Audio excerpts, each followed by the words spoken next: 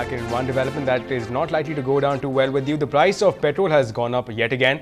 While Bharat Petroleum Outlets will implement the hike of Rs 2.95 a litre, IOC and Hindustan Petroleum Outlets will follow suit from Thursday with the price hikes in the range of 2.40 to 2.95 rupees a litre. And the hike is the result of international crude prices climbing to $90 a barrel.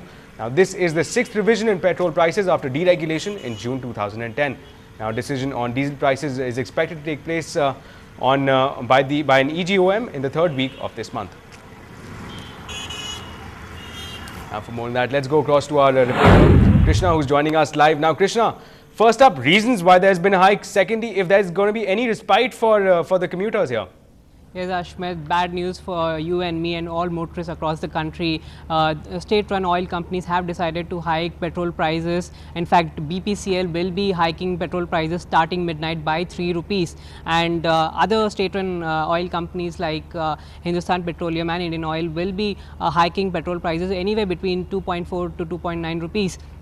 And sources say NDTV that this will be done anywhere by Thursday. Now, this hike comes as due to the international crude prices, which have been hovering around $89 to $90 a barrel. So, of course, this is a major reason why the hike comes in place right now. And there was a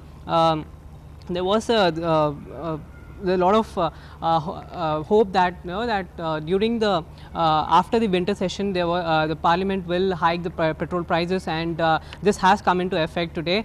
And in fact, but there is a respite for diesel users, where Finance Minister Pranab Mukherjee will meet a group of ministers and then decide on whether diesel prices will be hiked or not. And if diesel prices will be hiked, they'll be hiked by anywhere by around 5 rupees. Ashmit. Right, Krishna. Thanks a lot for joining us and giving us that insight again. Not such good news this evening.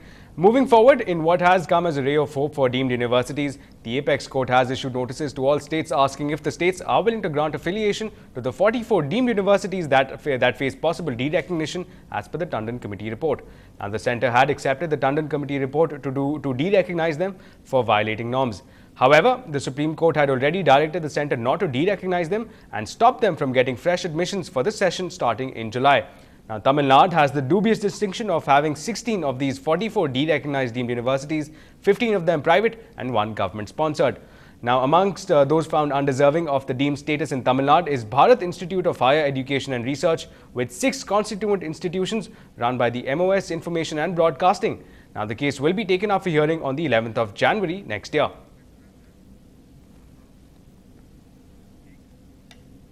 Now, in other developments from the city, the Madras High Court today ordered notices to Tamil Nadu government and the Wilbur Smith Associates in the petition challenging the feasibility report of Wilbur Smith Associates on the proposed elevated expressway from Lighthouse to Kottivakkam.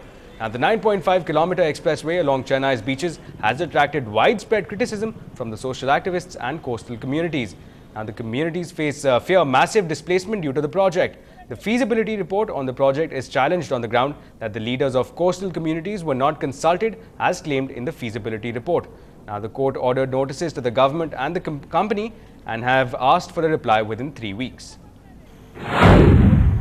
Task of conducting the feasibility report for this project was entrusted with Wilbur Smith Associates, and they claim to have conducted widespread consultations.